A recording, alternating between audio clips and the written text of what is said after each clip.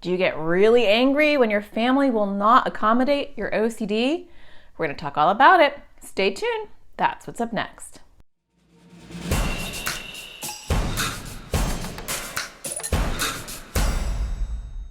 Hi, my name is Natasha Daniels. I'm a therapist. I make videos for people with anxiety or OCD. And today I want to talk to you about your mood. A lot of times, OCD will hook in your family members. It will want your family, especially, to do things to grow your OCD. It will want them to provide you with reassurance that things are okay, regardless of what your theme is. It might want them to touch things or wipe things or complete things for you. There's so many things that OCD will get your family members to do to complete a compulsion or do a ritual that involves them. And one of the first things that OCD therapists will teach family members, if they're a good OCD therapist, is for them to understand OCD and their role in it.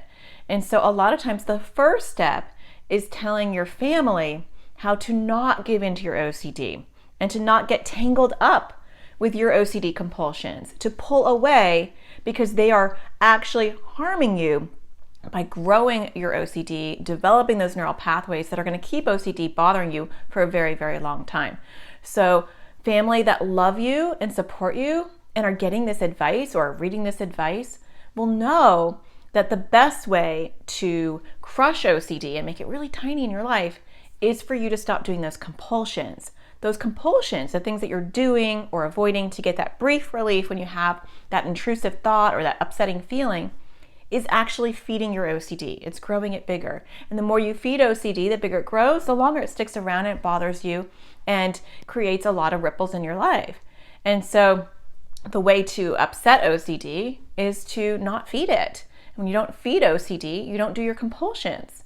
But that's a process and it takes a long time for some people. Some people actually can do this pretty quickly, but it takes some small steps leading to big change to say, I'm going to delay doing my compulsion. I'm going to try to ignore doing my compulsion. I might actually try to do exposures with ERP, exposure response prevention, a very effective treatment for OCD, and purposely upset my OCD, right? Those are all the steps in crushing OCD. You have to go through it.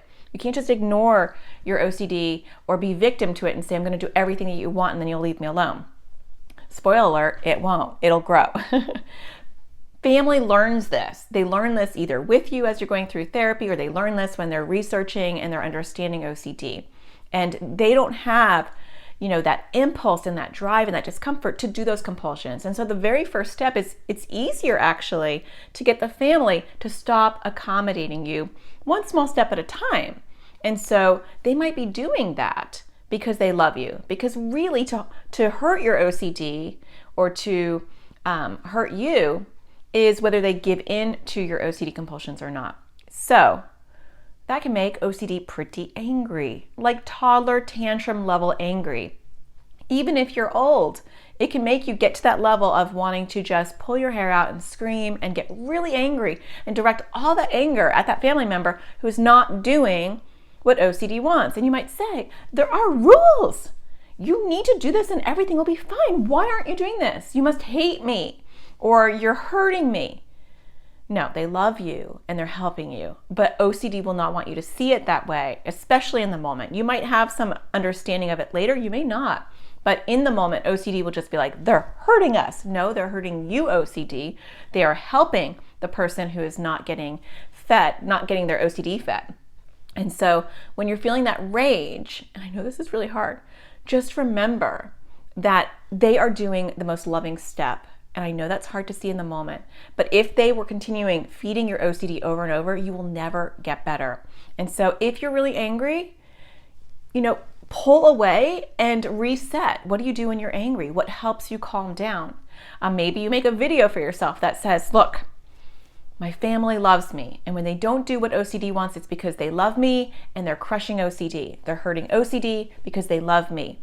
Maybe you make a video and then when you're really angry, you play it for yourself to remind yourself, or maybe you write a little note. My family loves me and so they're not going to feed you OCD, right? They're empowering me. They're modeling how powerful it can be to not feed you OCD. If that's too hard or you don't think it's going to help, then maybe have a playlist that you listen to calm yourself down, or a go-to spot that helps calm you down. Maybe separate and move away from your family if allowed, so that you can just have some time to regroup without, spewing all of OCD's hate onto them. Because in reality, it's OCD's anger, not yours. OCD is having a tantrum because it's not getting fed, and it's not going to grow in your head, and it isn't going to be able to destroy your life. That's an OCD problem. And that's the kind of problem we actually want to invite in. So I hope that you are kind to the people that love you and want to help you, even if OCD doesn't want you to see that. And I hope that you find the sparkle in everything you do, and I'll talk to you again next Thursday. Take care.